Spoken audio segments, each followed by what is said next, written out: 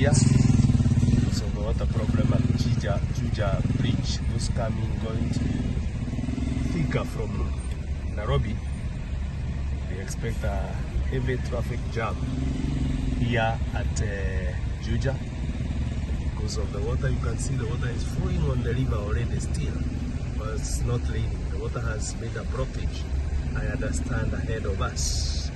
This is the situation here in at Juja. The jam is now at a standstill. You can see the Thika River is also about to fly over, overflow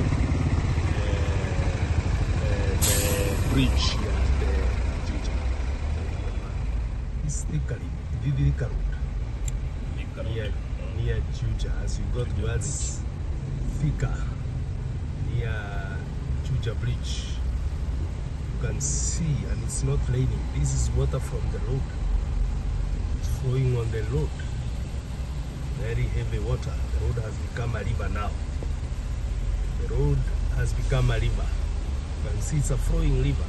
Ahead, I understand there is a heavy pool of water on the main road. The water cannot pass. The drainage has given in.